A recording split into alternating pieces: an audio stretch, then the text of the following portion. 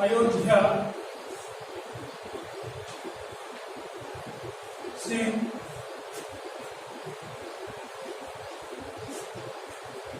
उपाध्याय और हरिओम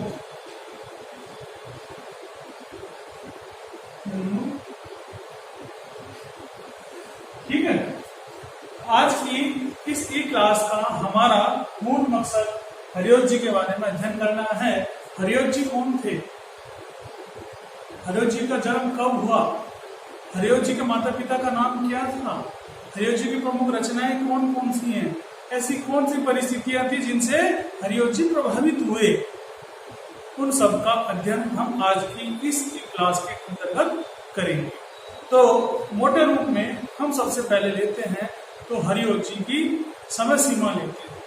हरिओम जी का जन्म कब हुआ था, तो हरिओम जी का जन्म मोटे रूप में ले तो एक वृक्ष हम बना सकते हैं और इस वृक्ष के मार्फत से इसको समझ सकते हैं।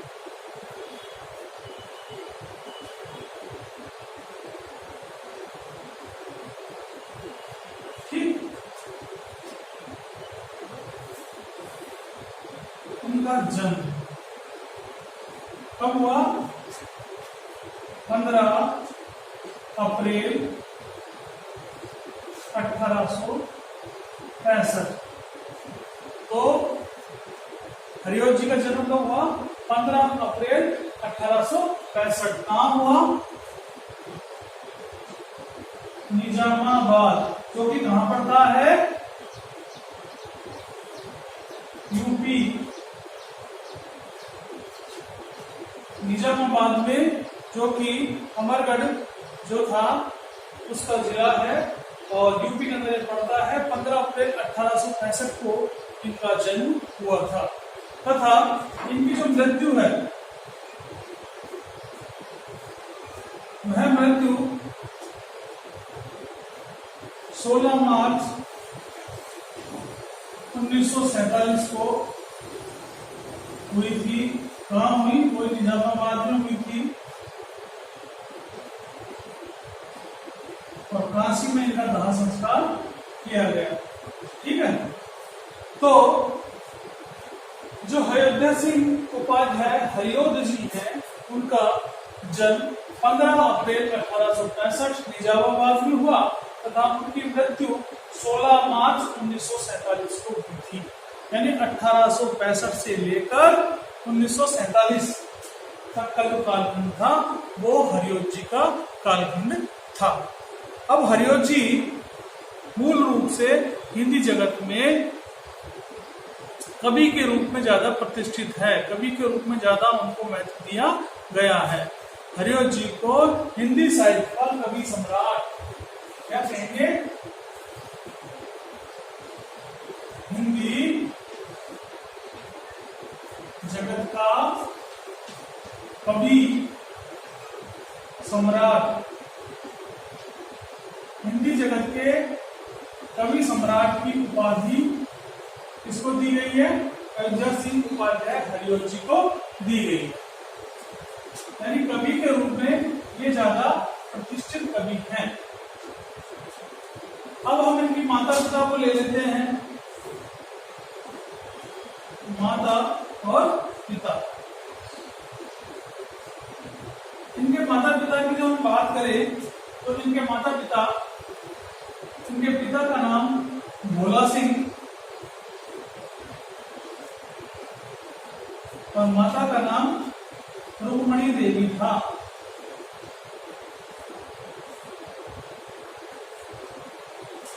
पिता का नाम भोला सिंह और माता का नाम क्या था, रुक्मणी देवी।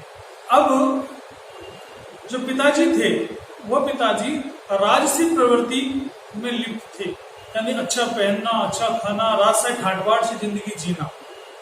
इनके तुलना में अगर हम इनकी माँ को देखें तो इनकी जो माँ थी वो माँ धार्मिक परायण थी, धर्म कर्म पुण्य में उनकी आस्था थी, वो निराशावादी थी। मूलतः स्वभाव से। अब जो आदमी निराश होता है, निराशावादी होता है, उसकी प्रवृत्ति किसकी ओर ज्यादा झुकती है? ईश्वर की ओर। जो निराश होता है वो ईश्वर की शरण में जाता है। तो धर्मपरायण थी और धर्मपरायण होने के कारण इनका झुकाव श्री कृष्ण की ओर रहा। और इनका झुकाव जो श्री कृष्ण की ओर था तो स्वाभाविक है कि घर में जो बच्चे थे उनका भी प्रभाव या उनका भी झुकाव किसकी ओर रहेगा? श्री कृष्ण की ओर रहेगा। तो पिता भोला सिंह जो कि राष्ट्रीय प्रवृत्ति में लिप्त थे, माता रुक्मणी देवी धार्मिक प्रवृत्ति या धार्मिक परायण थी। इनके भाई गुरु सेवक सिंह, इनके भाई का क्या नाम है? गुरु सेवक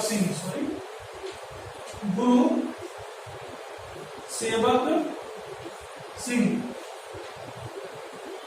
उपाध्याय। इनका एक भाई था जो इनसे छोटा था, उसका नाम था गुरु सेवक सिंह। और इनकी जो बहन थी वो दो थी, एक आनंदी और एक मुकुंदी। आनंदी और दूसरी मुकुंदी। ध्यान रखना, कितनी बहन थी? दो। कौन कौन सी? एक का नाम आनंदी और एक का नाम मुकुंदी। हिंदी जगत के कवि सम्राट हरिऔध जी 15 अप्रैल 1865 को पैदा हुए और इनको एक बीमारी थी बवासीर की, दूसरा वात व्याधि थी जिसके कारण लंबे समय बीमार रहे, है ना। बीमार होने के उपरांत 16 मार्च 1947 को उनकी मृत्यु हो गई थी। इनके जो पिता थे वो भोला सिंह थे, इनकी जो माता थी वो रुक्मणी देवी थी, इनका एक भाई था उसका नाम गुरु सेवक सिंह था, इनकी दो बहनें थी आनंदी और मुकुंदी। ठीक, अब ये बताते हैं कि लगभग 19 वर्ष की आयु में अयोध्या सिंह उपाध्याय हरिऔध जी का विवाह अनंत कुमारी के साथ हो गया था। इनकी जो पत्नी थी उन पत्नी का क्या नाम था? अनंत कुमारी। कौन?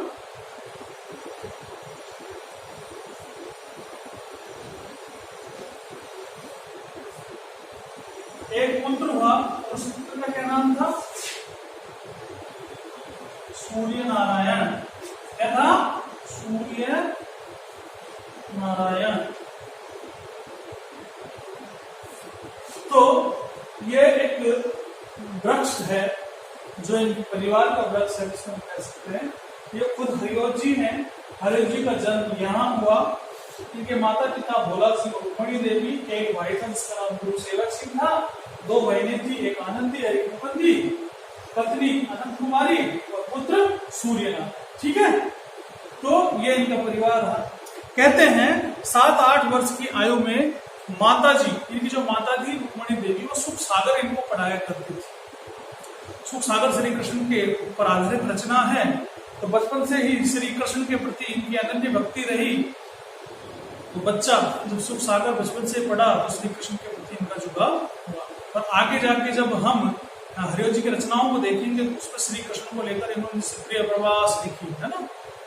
महत्वपूर्ण रचना, हिंदी जगत का अमूल्य, जिसको क्या कहेंगे, हीरा थी प्रिय प्रवास। 1914 में लिखी गई, खड़ी बोली हिंदी का पहला महाकाव्य जो हमारे पाठ्यक्रम में दिया हुआ है। ठीक है, 19 वर्ष की आयु में इनका विवाह हो गया था और ये वैवाहिक जीवन लगभग 40 वर्ष तक चला। 40 वर्ष की उम्र यानी अवस्था तक पहुंचते पहुंचते इनकी पत्नी का देहांत हो गया। ये अकेले पड़ गए थे। बचपन से इनको फारसी, संस्कृत और हिंदी, ये 3 शिक्षाएं इनको मिली। तो 3 भाषाओं के ज्ञाता थे। 3 भाषाएं कौन कौन सी?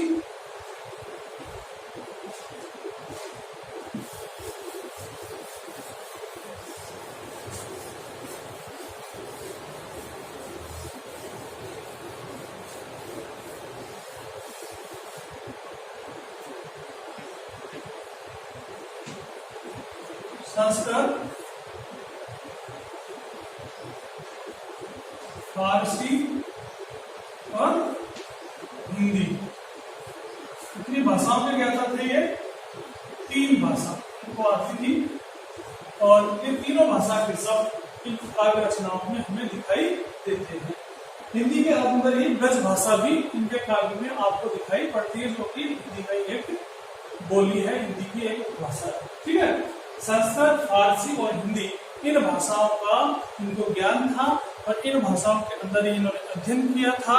अपने जमाने में इन्होंने जो सीनियर से हाई स्कूल जो पास की थी उसमें प्रथम स्थान प्राप्त किया था, जिसके कारण इनको उस समय का प्रथम पुरस्कार भी अपने विद्यालय में दिया गया। जब हम इनके अध्ययन के जब हम इनके जीवन के बारे में, प्रारंभिक जीवन के बारे में, परिवार के बारे में अध्ययन करते हैं तो हम पाते हैं कि इनके जो पूर्वज थे, यानी इनके पिताजी के पूर्वज, दादाजी, उनके दादाजी, परदादा, है ना, तो वो किसके धर्म को मानते थे? सिख धर्म। इनके पूर्वज सिख धर्म में दीक्षित हो गए थे। क्या हो गए थे? सिख धर्म में दीक्षित हो गए थे। जो इनके पूर्वज थे वो सिख धर्म में दीक्षित हो चुके थे, जिसके कारण ये गुरु गोविंद सिंह, गुरु नानक सिख धर्म का अनुसरण करते थे और सिख धर्म में दीक्षित होने के कारण ही खुद उपाध्याय जी अपने नाम के पीछे क्या लगाते थे? सिंह लगाते थे। तो अपने नाम के पीछे क्या लगाते थे? सिंह। ये सिंह कहां से आया? सिख धर्म से आया। सिंह कहां से आया? सिख धर्म से आया। और दूसरी चीज, सिख धर्म के अनुसार ही ये लंबी दाढ़ी रखते थे, लंबी दाढ़ी रखते थे, साफा पहनते थे, शेरवानी पहनते थे, है ना, साफा, शेरवानी, पायजामा, जो ड्रेस थी, जो पहनावा था, ये पहनावा किनका है? किनके समान है? सिखों के समान। क्योंकि सिख धर्म से प्रभावित थे, उनके अनुयायी रहे हैं, तो अन्याय होने के लिए इनके नाम के पीछे सिंह, अयोध्या सिंह, उनके भाई के नाम के पीछे भी सिंह। लंबी दाढ़ी रखते थे, दुबले पतली काया थी, हल्के गेहूं कलर का रंग था इनका, है ना, छोटी छोटी आंखें थी, लंबी दाढ़ी रखते थे, सिर पर एक सफेद पगड़ी, सफेद साफा पहनते थे, शेरवानी पहनते थे, पजामा पहनते थे, गले में दुपट्टा रखते थे और अंग्रेजी जूते पहनते थे, जुलाब पहनते थे, बिल्कुल बढ़ ढक के रहते थे ये अयोध्या सिंह उपाध्याय हरिओम जी। ठीक है,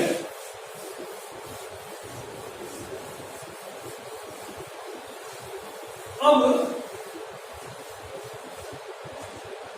हम बात करें हरिओम जी की, तो हरिओम जी ने अपना नामकरण खुद किया था। अयोध्या सिंह उपाध्याय हरिओम, यह नाम किसका है? खुद का है, खुद ने लिया था हरिओम। और इसके पीछे दो प्रचलित मत है। एक तो कहते हैं कि हरिओम जी ने अपना नाम खुद रखा, ठीक है, और कुछ कहते हैं कि काव्य गुरु, जो इनके काव्य गुरु थे बाबा सुमेर सिंह, उनसे प्रभावित होकर इन्होंने अपना नाम रखा। तो जैसे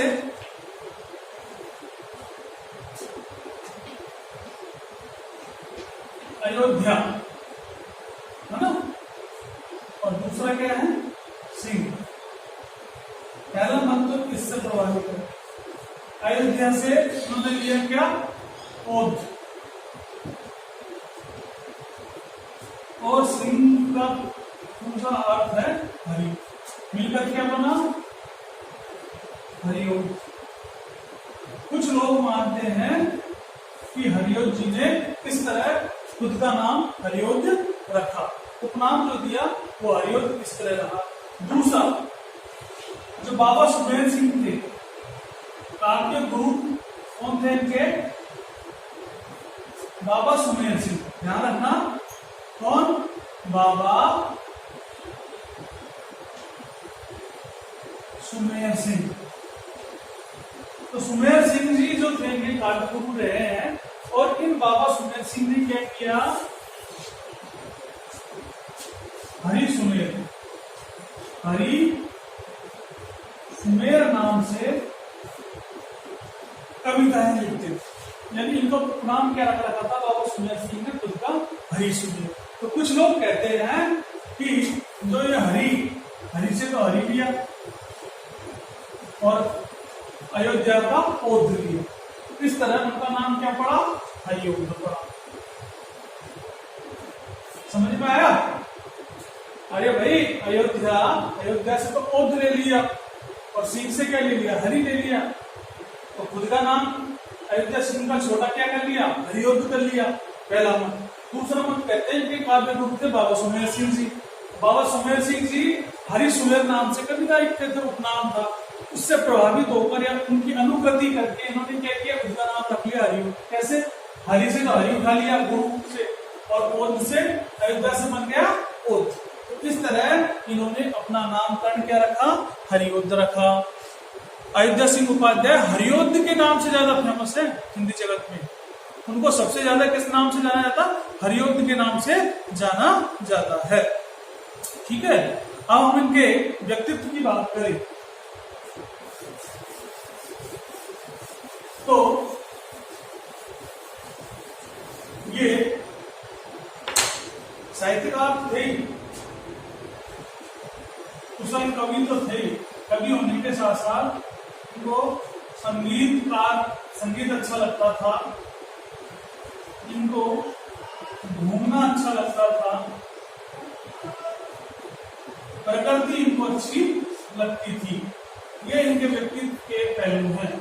जब हम इनके व्यक्तित्व की बात करें तो इनके व्यक्तित्व में इनको कवि बहुत अच्छे लगते थे, कविता बहुत अच्छी लगती थी, संगीत सुनना इन्हें बहुत अच्छा लगता था, आनंद आता था, घूमना इनको पसंद था और घूमने को एक अच्छा व्यायाम बताते थे।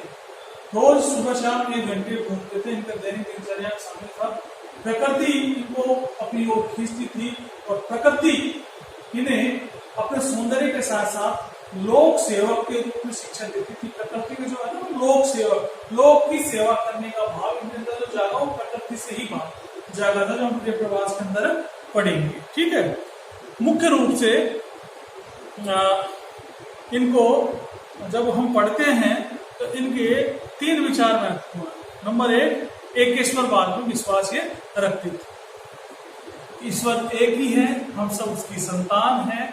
ठीक है, और वो ईश्वर इस पृथ्वी पर हम सबका कल्याण करता है, हमारी रक्षा करता है। ठीक है, दूसरा ये कहते थे कि ईश्वरीय जो दृष्टिकोण है उस दृष्टिकोण में वैज्ञानिकता का पुट भी समाविष्ट होना चाहिए। यानी ईश्वरीय कल्पना को हम वैज्ञानिक तर्क से देखेंगे। अगर ईश्वर है तो ईश्वर की जो हम कल्पना काव्य के अंदर करेंगे, ईश्वर को काव्य के अंदर प्रतिष्ठित करेंगे, ईश्वर को काव्य का नायक बनाएंगे, तो वहां हम क्या देखेंगे कि उसके अंतर्गत क्या होना चाहिए, वैज्ञानिकता होनी चाहिए। तीसरा, मानवतावाद को ये बहुत महत्वपूर्ण देते हैं, मानवतावाद से बहुत ज्यादा प्रभावित थे। इनका काव्य पूरी तरह मानव कल्याण की भावना से ओतप्रोत रहा है। तो 3 चीज, ईश्वरवाद से प्रभावित थे, ईश्वरीय सत्ता में वैज्ञानिकता देखते थे, तीसरी चीज मानवतावाद के ये पक्षधर थे। 3 इनके व्यक्तित्व के 3 आयाम, 3 अंक, 3 महत्वपूर्ण सोपान। ठीक, और जो अज्ञे जी थे, क्या नाम, हरिऔध जी जो थे, हरिऔध जी 3 युगों को एक साथ लेकर चलते। कितने युगों को? 3 युग, एक साथ 3 युग इन्होंने काम किया। नंबर 1, भारतेंदु युग में भी आते हैं। नंबर 2, द्विवेदी युग में भी आते हैं। नंबर 3, कुछ रचनाएं भी छायावाद में भी आती हैं। 3 युगों तक इन्होंने रचना कर्म किया। तो इनका रचना कर्म था, जो रचनाएं लिखी और रचना कर्म 3 युगों तक इनका चला, वो था भारतेंदु युग, द्विवेदी युग और छायावाद। मूलतः हरिऔध जी किस युग के कवि थे? द्विवेदी। यदि प्रश्न आता है कि हरिऔध जी किस युग के कवि थे, तो सबसे पहले क्या टिक करना है आपको? द्विवेदी युग के कवि। ठीक। अब हम इनकी रचनाओं की बात करते हैं। तो इन्होंने लगभग 53-54 किताबें लिखी है, ठीक है। इन्होंने काव्य संग्रह भी लिखे हैं, तो इन्होंने बाल साहित्य भी लिखा है, तो इन्होंने उपन्यास भी लिखा है, ठीक। अंक गणित पर भी इन्होंने भाषण दिया है, रचना रची है। तो कबीर कुंडल इनकी पहली रचना थी, जो 1890 के लगभग प्रकाशित हो चुकी। कौन सी रचना? कबीर कुंडल जो रचना थी वो लगभग 1890 के आसपास आ चुकी थी, और जिसे हम इनकी पहली काव्य रचना मानते हैं। कबीर कुंडल के बाद में श्री कृष्ण शतक, कबीर कुंडल हो गया, श्री कृष्ण शतक हो गया, प्रेम प्रवीण हो गया, प्रेमांबु वारिधि हो गया, प्रेम प्रपंच हो गया, काव्योपवन हो गया, काव्य उपवन जिनको मिलाकर उन्होंने काव्योपवन लिखा है ना, रस कलश हो गया, वेदेही वनवास हो गया, प्रिय प्रवास हो गया, पद्य प्रसून हो गया, चोखे चौपदे चुख चौक ऐसे उसको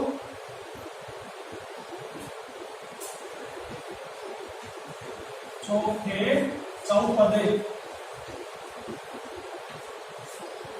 चुगते चौपदे,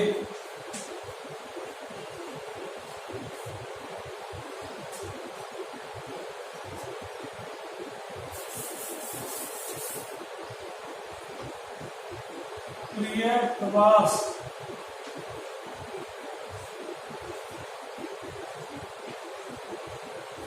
वेदेही वनवास,